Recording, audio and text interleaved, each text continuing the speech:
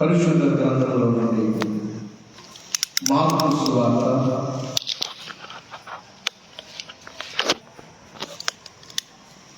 16వ అధ్యాయము. వారితో మాట్లాడిన తర్వాత పరలోకమునకు చేర్చుకొని మన ప్రభువైన యేసుక్రీస్తు వారి యొక్క నామమున పెట్టినాము. చదువుబడిన వాక్య భాగంలో యేసుక్రీస్తు వారు భూమి మీదకి వచ్చి మానవుని కొరకై ఆయన చేయవలసిన పనులన్నీ చేసి చెప్పవలసిన బోధనలు చెప్పివేసి నడవవలసిన మాదిరి నడిచి చూపించి ఈ లోక రక్షణార్థమై ఆయన సిలువ వేయబడి రక్తమును చిందించి తన ప్రాణమును అర్పించి సమాధిని గెలిచి తిరిగి లేచాడు. ఆయన తిరిగి లేచిన తర్వాత 40 దినాలు తన శిష్యులకు కనబడి వారితో మాట్లాడారు. చివరి సమయంలో వారితో మాట్లాడుచూ ఉండగా ఒలివ కొండ మీదకి ఆయన వారిని తీసుకుని వెళ్ళి అక్కడ తన శిష్యులతో మాట్లాడుచూ అలా మాట్లాడుచూ ఉండగానే ఆయన పరలోకమునకు చేర్చుకొనబడ్డారు అనే మాటను చూస్తున్నాం. అంటే ప్రాణముతోనే పరలోకానికి వెళ్ళారు. బైబిల్ గ్రంథంలో కొంతమంది చనిపోయి బ్రతికిన వారు మరలా మనకు కనబడతారు. పాత నిబంధనలో, క్రొత్త నిబంధనలో వారు మరలా చనిపోయారు. కానీ యేసు ప్రభు వారు చనిపోయి తిరిగి లేచి మరలా చనిపోలేదు. ప్రాణముతోనే పరలోకానికి వెళ్ళారు. దీనికి పెట్టబడిన పేరేమిటంటే ఆరోహణము అనే మాటను చూస్తున్నాం. ఆరోహణము అంటే పరలోకమునకు ప్రాణముతోనే వెళ్ళుట. బైబిల్ గ్రంథంలో ఆరోహణమైన వారు హానోకు మరణము చూడకుండా హానోకును గురించి ఈ వారములో ఆరోహణ పండుగ దినమును చెప్పడం జరిగింది. హానోకు ఎందుకు చనిపోలేదు అంటే హానోకులో ఉన్న 3 లక్షణాలు చెప్పడం జరిగింది. మొదటిది ఏమిటి అంటే హానోకు తాను విశ్వాసము కలిగిన వాడుగా ఉన్నాడు. రెండవది ఏమిటి అంటే అతడు దేవునికి ఇష్టడుగా ఉన్నాడు. మూడవది ఏమిటంటే అతడు దేవునితోనే నడిచేవాడుగా, అంటే తన స్నేహము దేవునితోనే, మనుషులతో కాదు. తన స్నేహం దేవునితోనే సహవాసము లేక దేవునితోనే స్నేహము కలిగిన వాడుగా, దేవునితో నడిచేవాడుగా హానోకు ఉన్నాడు. దేవునికి ఇష్టడుగా ఉన్నాడు, తన ఇష్టానుసారంగా. చాలాసార్లు మానవుని యొక్క మాట ఏమిటంటే నా ఇష్టం వచ్చినట్టుగా ఉంటాను అంటూ ఉంటాను. నా ఇష్టం వచ్చినట్టుగా నేను ఉంటాను, నా ఇష్టం వచ్చినట్టుగా నేను తిరుగుతాను, నా ఇష్టం వచ్చినట్టుగా నేను త్రాగుతాను, నా ఇష్టం వచ్చినట్టుగా నేను పాపము చేస్తాను, నా ఇష్టం ఇది అంటూ ఉంటాను. కానీ హానోకు అలా కాదు. తన ఇష్టము ఏది కూడా కాకుండా దేవునికి ఇష్టానుసారుడుగా, అంటే దైవ చిత్తము నెరవేర్చేవాడిగా ఉన్నాడు హానోకు. ఇక మరొక మాట ఏమిటంటే తాను విశ్వాసము ఏమిటి, తన విశ్వాసము, హానోకు విశ్వాసం ఏమిటంటే దైవజనుడు అన్నాడు. హానోకులో ఉన్న విశ్వాసం ఏమిటంటే నేను చనిపోను. చెప్పండమ్మయ్యా, ఏంటట? నేను చనిపోను, నాకు మరణం రాదు. ఎంతమంది దేవుని పిల్లలైన వారు కూడా నేను చనిపోవాలని కోరుకుంటారు, నాకు మరణం రావాలని కోరుకుంటారు. కొన్నిసార్లు వారికి ఉన్న సమస్యలను బట్టి, వారికి ఉన్న శ్రమలను బట్టి, ఇబ్బందులను బట్టి చాలాసార్లు మానవుడు బలహీనుడు కనుక కోరుకునేది ఏమిటంటే నేను చనిపోతే బాగుంటుంది అంటూ. అసలు చనిపోతే బాగుంటుంది మనిషికి తెలియదు. చనిపోయిన తర్వాతే అసలైన కథ స్టార్ట్ అవుతుందన్న సంగతి వారికి తెలియక వారు ఏమంటుంటారు, నోటికి వచ్చేస్తే ఏమని మాట్లాడతారంటే నేను చనిపోతే బాగుంటుంది అంటుంటారు.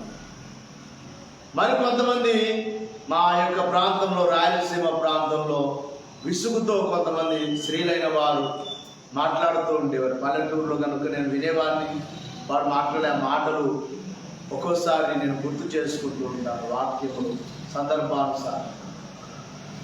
వారిలో కొంతమంది స్త్రీలు అనేవారు వారికి ఏదైనా కష్టాలు ఎక్కువ ఉన్నప్పుడు, లేకపోతే తన భర్త చాలా చెడు సహవాసములో త్రాగుతూ ఏమాత్రం బాధ్యత లేకుండా బాధ పెడుతూ ఉంటే ఆ సమస్యలు తట్టుకోలేక ఆ స్త్రీ మాట్లాడుతూ ఉండేది. ఆ స్త్రీలు మాట్లాడేవారు ఏమనంటే అందరికీ చావు వస్తుంది కానీ మాకు మాత్రం రాదు అంటూ ఉండేవారు. అంటే చనిపోవాలి. అసలు మరణం అంటే ఎవరికి ఇష్టం ఉండదు. ఆ మాట ఎందుకంటారో కూడా అర్థం కాదు. ఆ చనిపోయే సమయంలో మరల బ్రతకాలనిపిస్తారు. తీరా ఆ సమయం దగ్గరికి వచ్చినప్పుడు ఇంకా బ్రతకాలనిపిస్తుంది. కానీ పొరపాటున ఏదో తొందరపడి సమస్యలు, బాధలు తట్టుకోలేక ఆత్మహత్య చేసుకున్న ఒక రోజున ఒక అమ్మాయి, ఒక యవనస్తురాలు కొత్తగా వివాహమైంది, భర్తతో గొడవపడి, చిన్న వయసు, ఒక్కతే కూతురు, వారు బాగా ఆస్తి కలిగిన వారు. వీళ్ళ గమనించాలి, భర్తతో గొడవై వెంటనే ఆమె ఏం చేసిందంటే, ఆ దినాల్లో కిరోషన్, అందరి ఇళ్లలో కిరోషన్ ఉంది. ఆ కిరోషను అంతా మీద వేసుకొని నిప్పు పెట్టేసి కాలిపోయింది చాలా వరకు. అయితే ఆ కుమార్తె ఆ కాలిపోయిన తర్వాత ఇక కొద్దిగా కొద్దిసేపు ప్రాణం ఆమె అందరినీ బతిమాలుతుందన్న, నన్ను బ్రతికిస్తారా, నన్ను బ్రతికించండి, నన్ను బ్రతికించండి. ఏదో ఆవేశంతో చనిపోగలను, ఆవేశంతో మాట్లాడుతుంది. అయితే హానోకు యొక్క విశ్వాసం ఏమిటంటే నేను చనిపోను, నాకు మరణము రాదు. ఓ మాటలో చెప్పాలంటే మరణము తప్పించుకోవడము ఈ ప్రపంచములో ఎవరి వశము కాదు. మరణము వారికి దరిచేరాలంటే, లేక మరణం వారికి రావాలంటే ఎంత గొప్ప వారికైనా మరణం వస్తారు. భూమి మీద వారు కోటేశ్వరులు కావచ్చు, భూమి మీద వారు రాజకీయ నాయకులు కావచ్చు, భూమి మీద వారు గొప్ప ఉద్యోగస్తులు కావచ్చు, భూమి మీద వారు ఎంతో పేరు కలిగిన వారు కావచ్చు. ఈ ప్రపంచంలో ఎంత గొప్పవారైనా మరణమును తప్పించుకోవడం ఎవరి వశములో లేదు. ఇందాక చదువుకున్నాం, ఒక్కరి చేతనే అవుతుంది. కీర్తనల గ్రంథంలో వాక్య పఠనంలో మనం చదువుకున్నాం ఏమని, 68వ సంకీర్తనలో 20వ వచనం ఒకసారి చదువు. 68, 20వ వచనం. దేవుడు మా పక్షమున పూర్ణ రక్షణ కలుగచేయు దేవుడై ఉన్నాడు. ఇక్కడ బాగా వినాలి మాట. మరణము తప్పించుట ప్రభువు అయిన యెహోవా వశము. ఎవరి వశము చెప్పాలమ్మాయ? మరణం తప్పించడం ఎవరి వశం? మన వశంలో లేదు, నా వశంలో లేదు, నీ వశంలో లేదు. తప్పించాలంటే ఆయన తప్పించగలరు. 2001వ సంవత్సరంలో నేను మరణాంశంలోనికి వెళ్ళిన వాడు. నాకే నమ్మకం నేను చనిపోతాను, నాకే నమ్మకం ఇక నేను బ్రతకను అని. నన్ను చూడడానికి నేను వృత్తి ప్రక్కన చెట్నాపల్లిలో మా మేనమామ మేనత్త వారు ఇంటి దగ్గర, వారు మమ్మల్ని ఎంతో ప్రేమించేవారు. వారి దగ్గర ఉంటూ అక్కడ నేను చర్చికి చాలా కోరుకుంటూ,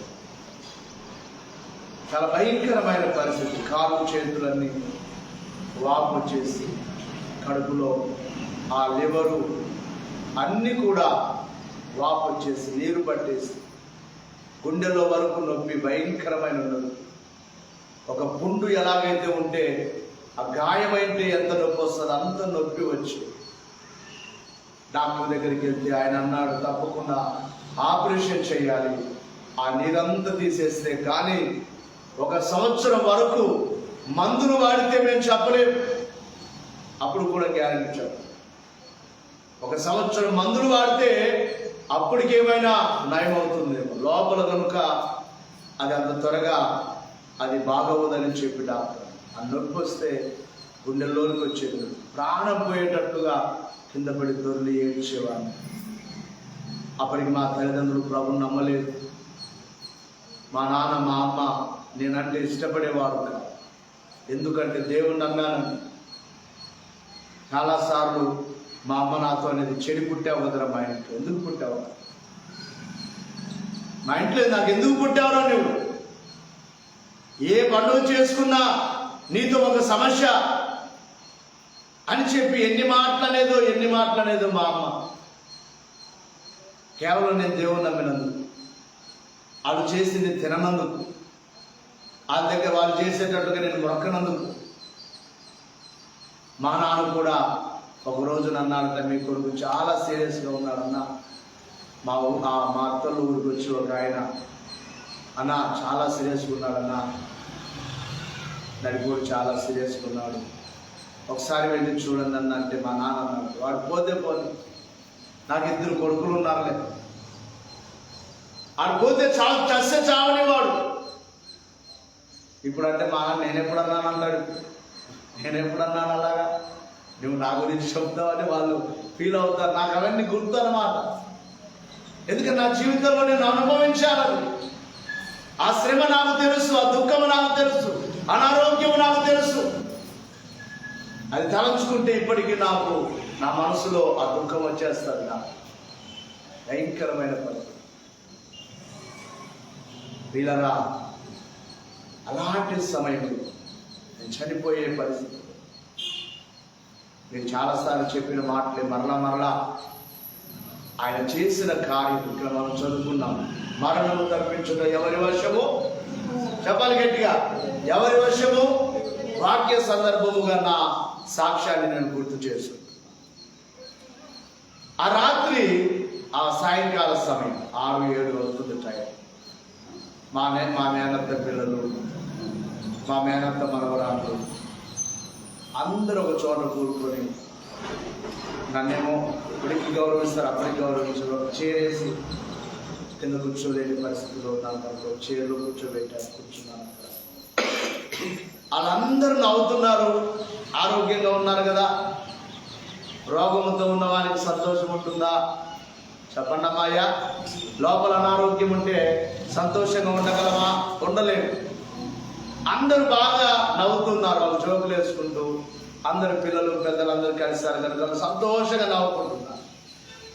వాళ్ళు నవ్వుతున్నా నాకు నవ్వు రావట్లేదు, ఎందుకంటే నా లోపల చాలా బాధ ఉంది, అనారోగ్యాలు. అయితే వారందరూ మాట్లాడుతూ నవ్వుతూ ఉండగా వారి మధ్యలో నేను లేచి, ఆ ప్రక్కన ఒక గది, మా పెద్ద పిన్నమ్మ వారి ఇల్లు ఉంటే ఆ గది, ఆ ఇంట్లోకి వెళ్ళిపోయాను. ఆ ఇంట్లోకి వెళ్ళి ఆ గది తలుపులు వేసుకున్నా, రూమ్ తలుపులు వేసుకుని అక్కడ మోకాళ్ళ మీద ఉంది, కన్నీళ్లు కారుస్తున్నా, ఏడుస్తున్నా. అవ్వా, ఈ రాత్రి నన్ను తీసుకుంటావా? తీసుకో, వచ్చేస్తాను నీ సన్నిధికి. అప్పటికి బాప్తిస్మం కూడా తీసుకున్నాను.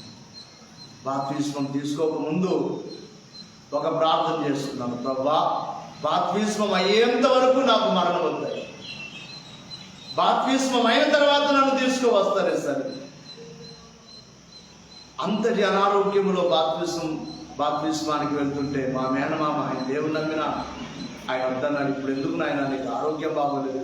లేదు, నేను ఆ మనసులో నాకు నేను బ్రతకను, బాప్తిస్మం తీసుకుంటే నేను దేవుని రాజ్యానికైనా వెళ్తాను అనే ఉద్దేశంతో నేను బాప్తిస్మానికి సిద్ధపడ్డాను.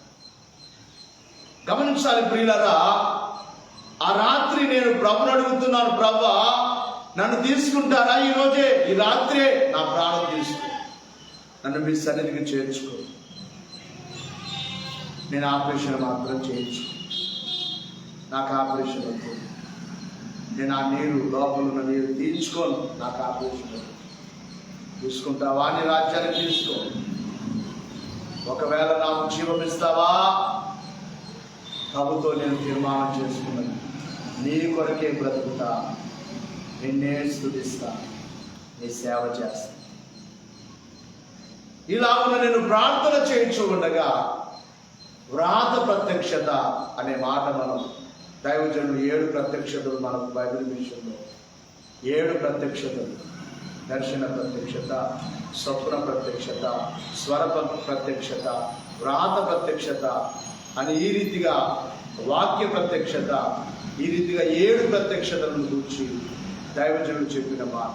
ఊహ ప్రత్యక్షత అనే ఈ 7 ప్రత్యక్షతల గురించి అయ్యగారు చెప్పారు. ఇందులో వ్రాత ప్రత్యక్షత నాకు కనబడుతుంది.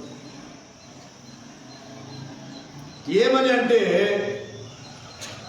నా కుమారుడా, ఒక లైన్, ఒక రోలింగ్, ఆ టీవీ కింద రోలింగ్ వెళ్ళినట్లుగా ఒక లైన్, పెద్ద అక్షరాలు గోడ మీద వెళుతున్నాయి లైన్.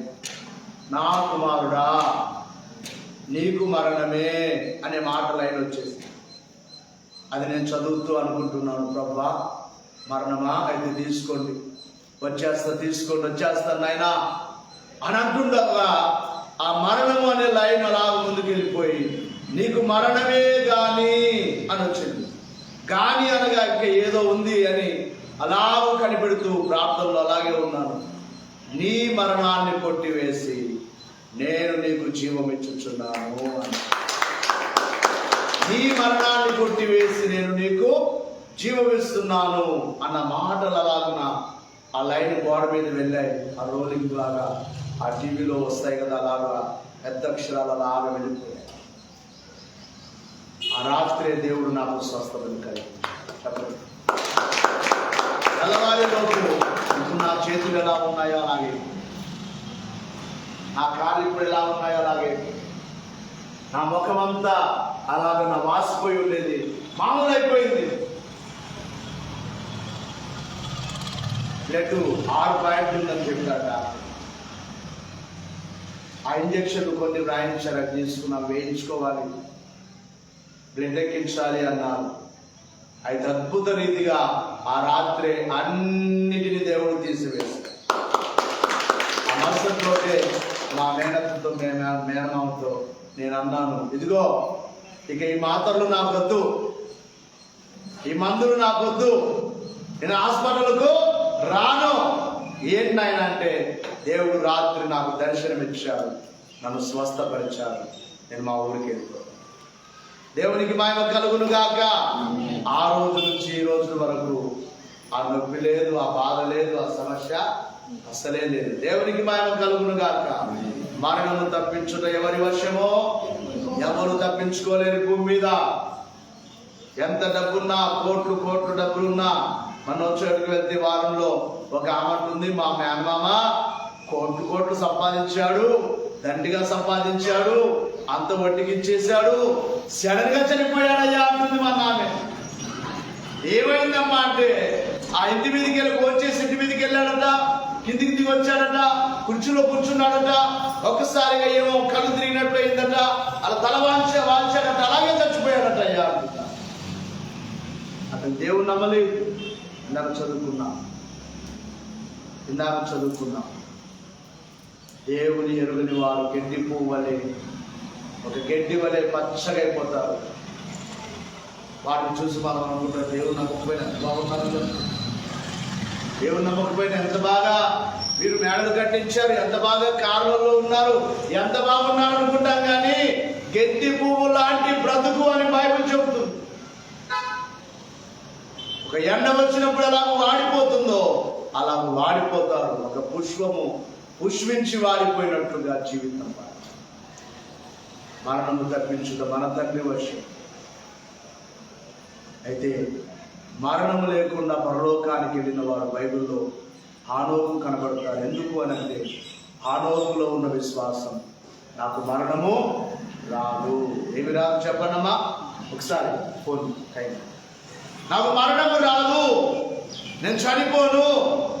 ఈ దినాల్లో, ఈ రాకడ దినాల్లో ఉన్న మనము కూడా దేవుని సన్నిధిలో మనము కూడా ఇట్టి విశ్వాసము కలిగి ఉండాలి. ఏమని విశ్వాసము చెప్పండమ్మయ్యా?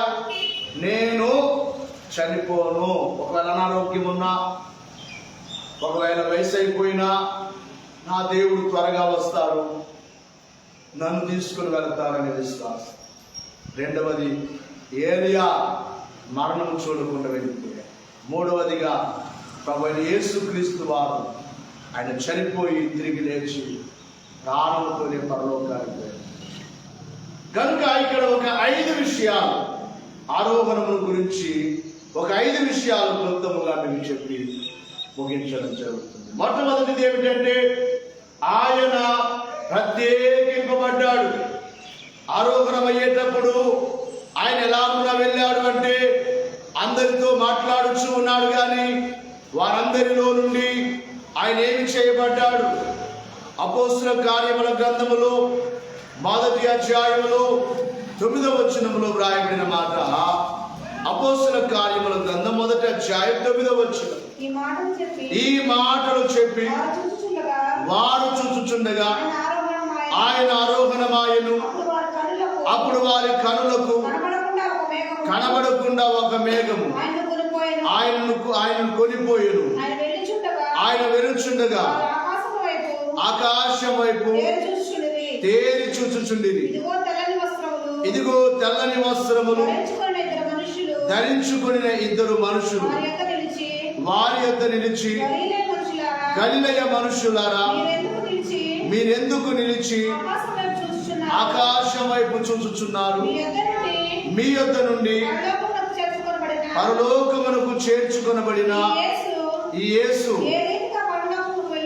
ఏ రీతిగా పరలోకమునకు వెళ్ళుట మీరు చూచితిరో, ఆ రీతిగానే ఆయన తిరిగి వచ్చునని వారితో చెప్పి. అదే మాటలు మనం చూసినట్లయితే లూకా సువార్త 24వ అధ్యాయం ఇక్కడ ప్రత్యేకింపబడుట అనే మాట 51వ వచనంలో కనబడుతుంది. వారిని ఆశీర్వదించుచుండగా ఆయన వారిలో నుండి ప్రత్యేకింపబడి పరలోకమునకు ఆరోహణమాయెను.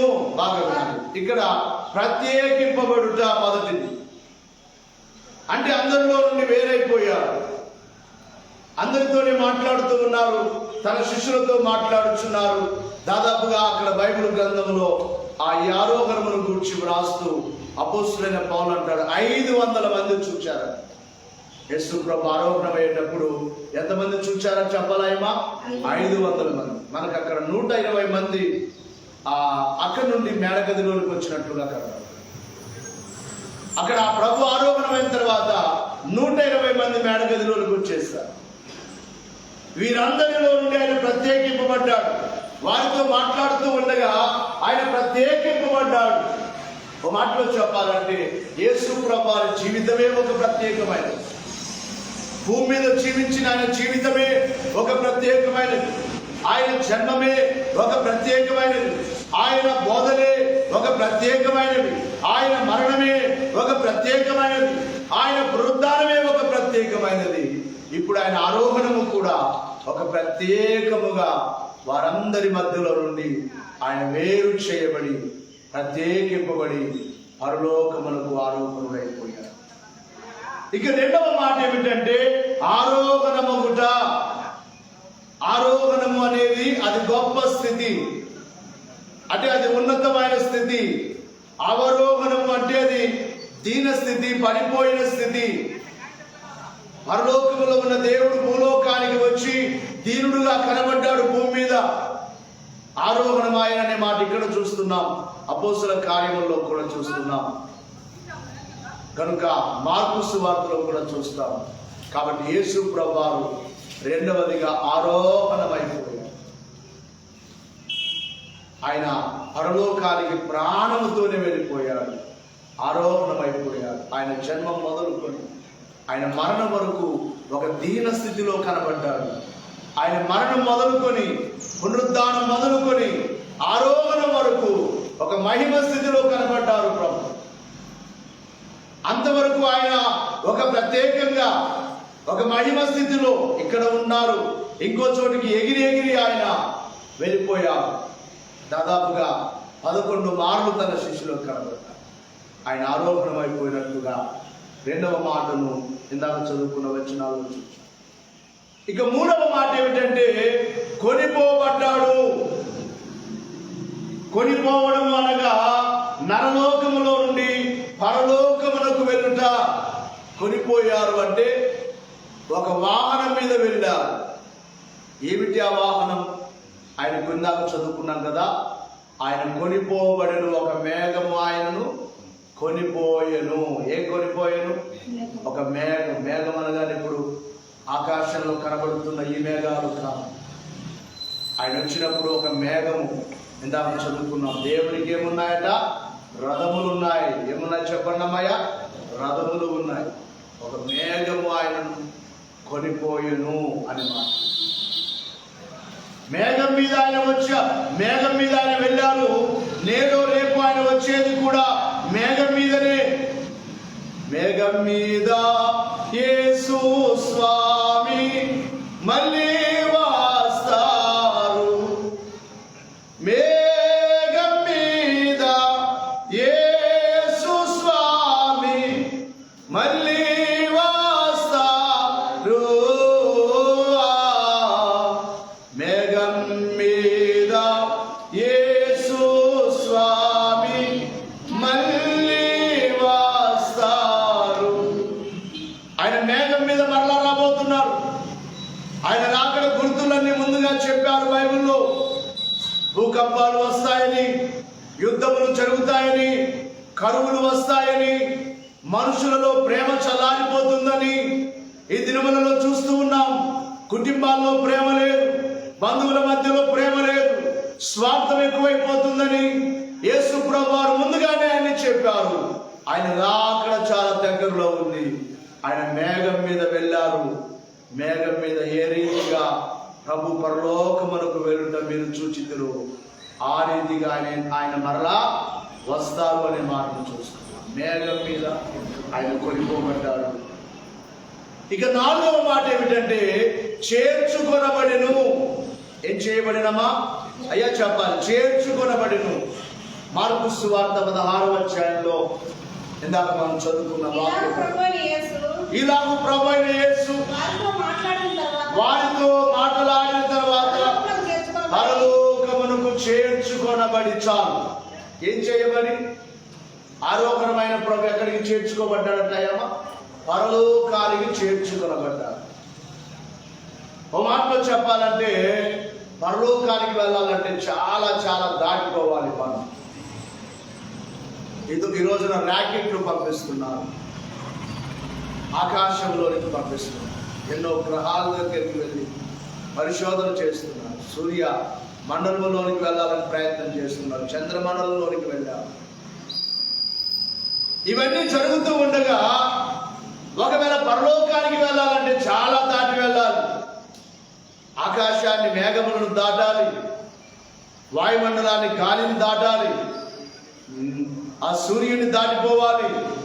నక్షత్రాలు, సూర్యుని కంటే నక్షత్రాలు చాలా ఎత్తులో ఉంటాయి, అక్కడ దాటిపోవాలి. అక్కడ దాటిన తర్వాత ఆకాశాన్ని దాటి పరలోకానికి వెళ్ళాలి. అంటే యేసు ప్రభువారు వీటన్నిటిని దాటి దాటి దాటి దాటి అన్నిటిని దాటుకొని ఎక్కడికి వెళ్ళాలి చెప్పండియమ్మా? పరలోకమునకు చేర్చుకొనబడతారు. ఇక లాస్ట్ మాట ఏమిటంటే అక్కడే మార్కు సువార్తలో ఆ కింది భాగంలో ఇందాక చదివిన వచనంలోనే కింది భాగంలో రాయబడిన మాట, ఆయన చేర్చుకొనబడి, పరలోకమునకు చేర్చుకొనబడి తండ్రి కుడి పార్శ్వమున ఆసీనుడాయను. ఏమాయను? గట్టిగా చెప్పాలి. తండ్రి కుడి ప్రక్కన ఆయన కూర్చున్నాడు. అంటే సింహాసనం మీదకి వెళ్ళిపోయాడు. ఈ మాటలు వింటున్న మనం కూడా క్రైస్తవ జీవితం అంటే ఈ భూమి మీద ఏదో ఆశీర్వాదాలు పొందుకోవడం, ఈ భూమి మీద స్వస్థతలు అక్కడి వరకే కాదు, స్వస్థత కలుగుతుంటాం. ఇందాక నేను వచ్చేటప్పుడు ఒక చిన్న బాబు, దాదాపుగా ఇంతకుముందే ఆ బాబు మరణంచుల్లోనికి వెళ్ళిన కుమారుడు, సేమ్ అలాంటి ప్రాబ్లం వచ్చి ఒక కుమారుడు చనిపోయాడు. 3 కుమారులు అయితే ఒక కుమారుడు చనిపోయాడు. వారికి తెలుగు రాదు, కన్నడ వాడు. ఆ బాబు చాలా సీరియస్ అయిపోయాడు. మేము పోయిన మంగళవారం వారి దగ్గర ప్రార్థన పెట్టాడు. ఆ బాబు కూర్చోలేకపోతున్నాడు. భయంకరమైన జ్వరము, దాదాపుగా నెల రోజుల నుంచి జ్వరం తగ్గదు. ఫస్ట్కే స్వస్థత కలిగింది, కానీ ఎవరో చెప్పారట మరలా ఏదో జాతరకో ఎక్కడికో వెళ్ళి అన్ని కొంతమంది ఎంతవరకు దేవుడు కావాలి చెప్పండమ్మా, అయ్యా కార్యం జరిగేంత వరకే దేవుడు, అది కాదు క్రైస్తవ జీవితం. మన ప్రభు ఎలాగైతే ప్రత్యేకింపబడి పరలోకానికి వెళ్ళాడో రేపు నీకు నాకు అలాంటి స్థితి ఉన్నది. మన ప్రభు ఎలాగైతే ఆయన ఆరోహణమైపోయాడో మేఘం మీద ఆయన వెళ్ళాడో మనం కూడా ఆరోహణం కాబోతున్నాం. మన ప్రభును మేఘం కొనిపోయినట్టుగా మనల్ని కొనిపోబోతుంది. మన ప్రభు ఎలా పరలోకమునకు చేర్చుకొనబడ్డాడో మనం కూడా చేర్చుకొనబడతాం. మన ప్రభు ఎలాగైతే ఆయన అన్నారు కదా, నేను చేయించి, ప్రకటన గ్రంథం 3:21 ఏమన్నారు, నేను చేయించి నా తండ్రి సింహాసనమునందు కూర్చుండి ఉన్న ప్రకారము జయించు వారిని చెప్పండి అక్కడ కూర్చోబెడతాడట, నా సింహాసనమునందు కూర్చుందని. అంటే మనకు ఆ స్థితి ఉన్నది. అదే క్రైస్తవ బ్రతుకు. స్వస్థతలు ఈ రోజున చాలా మందిని చూస్తున్నాం. దైవ సేవకులు కూడా స్వస్థతలు, అద్భుతాలు అక్కడికే ఆగిపోతున్నారు. మన సేవలు జరగట్లేదని కాదు, జరుగుతూ ఉన్నాయి. ఆ కుమారుడు చాలా సీరియస్గా ఉంది.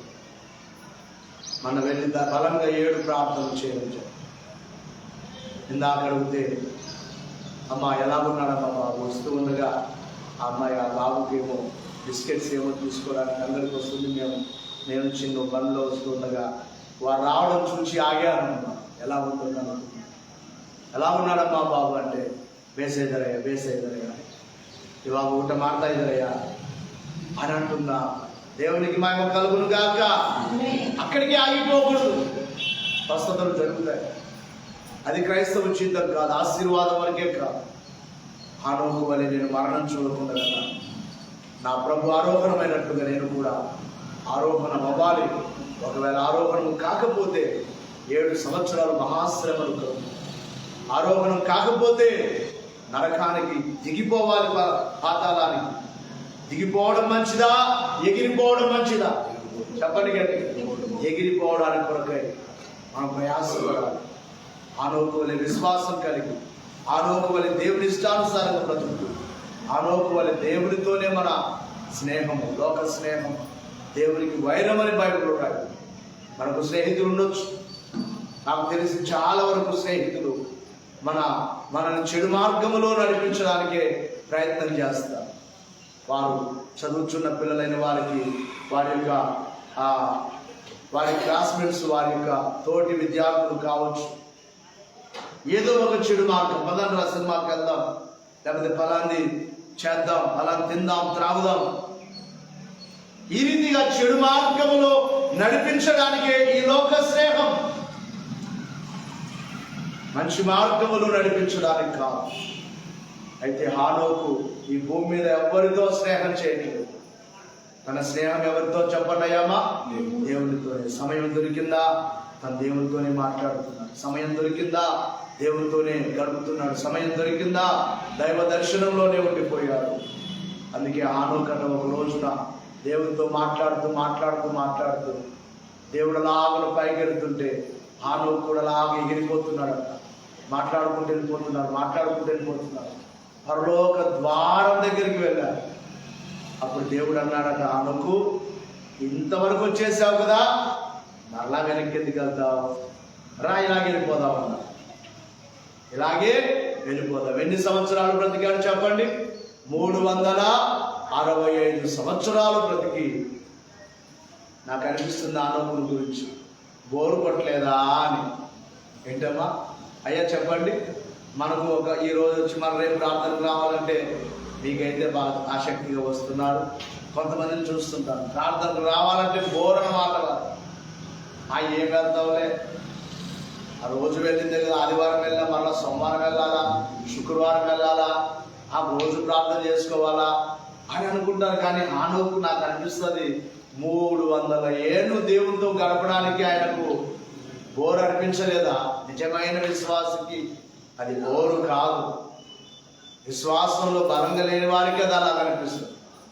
వెళ్ళి మేము మోకరించాలి, లేకపోతే అంతసేపు కూర్చోవాలి అని వారికి అనిపిస్తుందేమో. కానీ నిజమైన విశ్వాసికి దేవునితో గడపడం గొప్ప భాగ్యము కనుక ఆనోకు వలె దేవునితో గడుపుచు నిత్య మహిమకు రాకకు సిద్ధపడి మేఘమెక్కున బట్టి భాగ్యం దేవుడు మనకు అనుగ్రహించును గాక. మోకరిద్దాం.